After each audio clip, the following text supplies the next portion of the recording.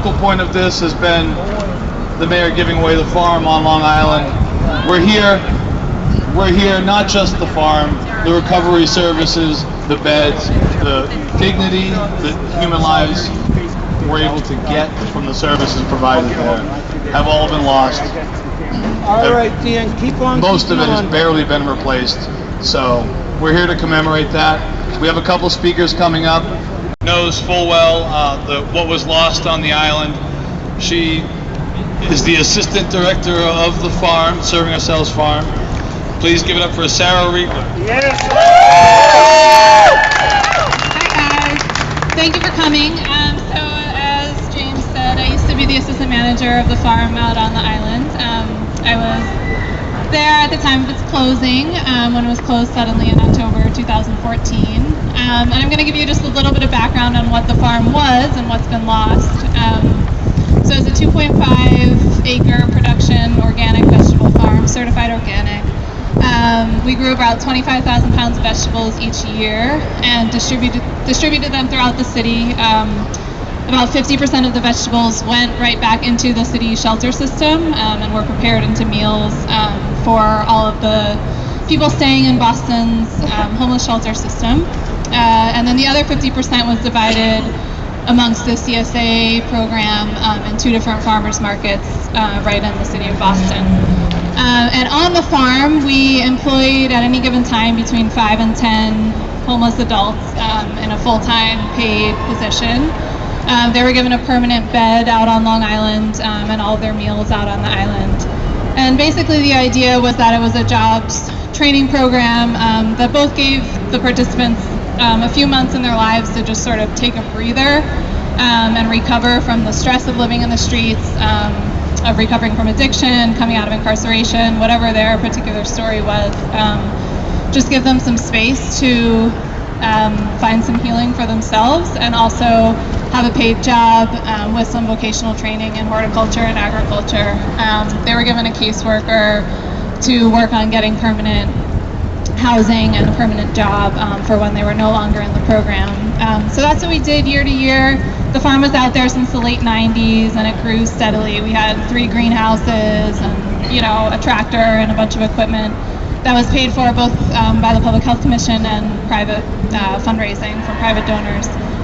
So all of that came to a halt in October 2014 and hasn't been replaced. For the last almost 2 years, there's been talk amongst the city about maybe reopening the farm on the mainland somewhere. That, you know, it's valuable to the city programs and we have to restore it at some point, that there's all this equipment being wasted out there. And then fast forward to June of this year and suddenly the Be Good fast food chain is out there with free access to all of that infrastructure and to that prime farmland in the middle of Boston Harbor. They're paying no rent. They are obviously a private company and they say they're giving away 75% of their produce to the camp out there. We're not exactly sure how that's happening since the camp is only open for 8 weeks of the year. And they're also keeping 25% of the produce for their fast food restaurants. So even if it is only that 25%, they're using public land, taxpayer-funded land, to benefit their own private company. They're not employing, of course, any homeless adults. They are employing their own Be Good employees with paid salaries. I'm very angry about it. I'm very frustrated with the city about it, and I believe in open spaces for everybody, and especially for Boston's recovering community, for Boston's homeless community. So much has been lost with the loss of Long Island. It was really a sanctuary for a lot of people to sort of get away from the stress of living on the streets in the city, the stress of looking for a new bed every single night, looking for your next meal every single day. I really want the island to be restored to the social services that it's been dedicated to since the late 1800s. We pay for it. The taxpayers of Boston pay to maintain the island year after year, and currently the only people that are benefiting from it, aside from the camp 8 weeks of the year, is now a private company. So thank you all for coming. Open spaces, healthy food, and jobs for Boston's homeless.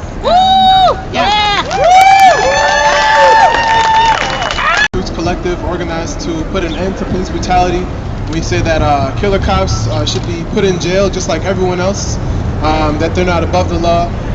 So when I'm not organizing, I work with second graders. I work with elementary school students, and many of my students are homeless. Many of my students are houseless.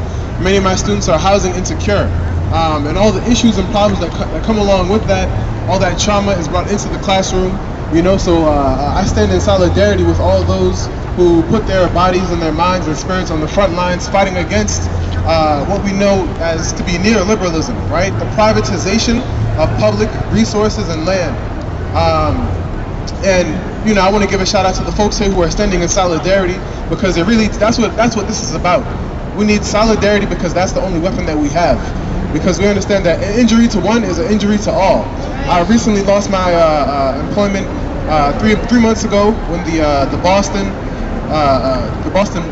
Boston Public Schools cut their budget, even though they said that there was going to be no cuts to the budget. Myself and several other teachers end up losing their jobs. So over the summer, I didn't have a job. I was looking for a job, and I struggled to pay rent. And the only way I was able to pay rent was because of solidarity, because of my comrades, right? So I was at the brink of homelessness myself. After teaching my students, many of who go through housing insecurity. So that really taught me some material lessons, that the only way that we fight back against them taking our land, taking our resources, is through solidarity.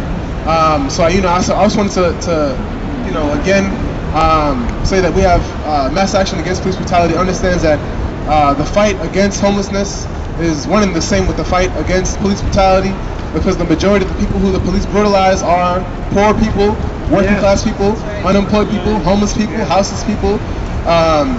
So I wanted to leave on that note that we all have to understand that an injury to one of us is an injury to all of us. If they can do this to the people at the bottom, they can do that to anybody. They can do that to you, your family, and we don't have to wait until it happens to you to begin to fight back.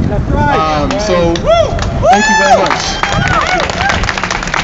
She's there every week. She does a ton of work for us, with us, pardon me. And she has been on Long Island, has experienced the benefits firsthand, and knows what the city's homeless community lost. Please welcome Aubrey. Woo, Aubrey! Hi, my name's Aubrey Esters. I'm an organizer with Boston Homeless Solidarity Committee, and my life was saved on Long Island. The programs on Long Island saved my life. They brought me out of my mental health problems. They brought me out of addiction. They gave me a clear way to get a job and housing. With these programs gone, people are dying left and right. My friends that I see every morning are passing away. And it's awful. It's awful walking down Mass Ave and seeing people who aren't able to get into a detox and aren't able to get into a long-term program because Long Island was shut down. I personally benefited from Long Island, and I hate to think that these folks aren't going to be able to receive the same benefits that I did. This year, and hopefully next year they will when we get that bridge built. We need to keep fighting. We need to keep speaking up. If we don't, who will? Thank you for coming out. The sort of behind-the-scenes deals with corporations that prioritize profit over people, and the citizens of Boston whose needs are not being met is not new. We saw the same thing with sort of the surprise of Boston 2024, where they actually were trying to use Long Island for the archery just a few months after the closure of the island, and again with IndyCar and now with GE. So this may be seem much smaller, but to the 1,000 people who were displaced and the thousands of homeless people and people seeking recovery in Boston, it is not small at all. Their lives are on the line. And so we need to really fight back against this prioritization of corporations over citizens. And so we are calling for currently there is a 2-year lease, rent-free, which is, essentially costing us taxpayer money because it's lost revenue that could potentially go to fund homeless programs or recovery programs for the city, but instead Be Good is totally reaping the benefit of this behind-the-scenes deal with the mayor. So we're calling for it to be reduced from 2 years to 1, and for next year, for the farm and recovery services to be returned to Long Island. Even more than just these two services being returned, our major concern we have is the private use of public land, especially with somewhere that is seen as valuable as Long Island. We've paid $5.5 million so far as taxpayers to keep the buildings working and in good health. You know, we've had the heat on, we've had the electricity on, and there's no reason that people should be walking up and down Methadone Mile seeking services that just don't exist in beds that aren't there for them when this island is there and could be accessed. Right. So we ask that you make this demand that the end of the contract with Hannah Farm and public use of public land with a true public process where the community is not just, you know, at one meeting where they listen to you and walk away, a true process, a conversation that happens, and that we demand that public use for public land on Long Island. Thank you. Thank you, Cassie. At Boston University School of Medicine, and I am a part of a group called Student Coalition on Addiction, and that's a group of medical students from all over Boston and all over Massachusetts who came together after Long Island closed in 2014 because we saw the need that happened after this closure. We saw through patient encounters, through the doctors that we worked with, through our hospitals, the sudden kind of displacement that happened, and this huge tragedy that really went kind of this call for action that kind of went unheard, and we saw how the city, you know, did not replace the services that were lost for these people really in the time that they should have happened, and it's still happening, and it really unearthed a lot of the injustice that was occurring already, and that is still occurring. And we came together because we see the medical and health aspects of it, in addition to the basic human rights aspect of it. And for us, those two things are so important, and we're really pushing the city to provide more treatment services, better access to treatment for addiction, and more recognition of the humanity that's there. And as future healthcare providers, we think that is so important, that we value the human rights and the health of everyone, regardless of where they came from, regardless of their ability to pay, regardless of what circumstances they were brought up in, because we know that there's a lot of things that we can't control, and we can't imagine what it was like to be in those situations, and it's really important for us to reach out and provide the services that are necessary to give these people basic human rights. And we know that, you know, the medical system can do so much more, and that's really important to us. So we think, you know, there's a huge need for more treatment services, more access, more beds, and we stand in solidarity with all of you in trying to make that happen.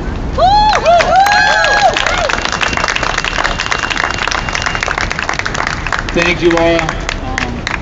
In contrast to what's happened over the last year and a half, that the city, through a public, transparent process, come up with some sort of plan, some beginnings of a plan for the island by the end of 2016, through a public process.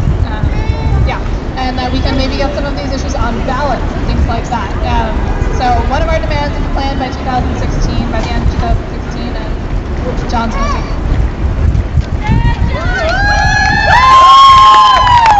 Okay, so you all know that I have a loud mouth, but I need some help. We're gonna talk to the guy sitting up in the office up there. We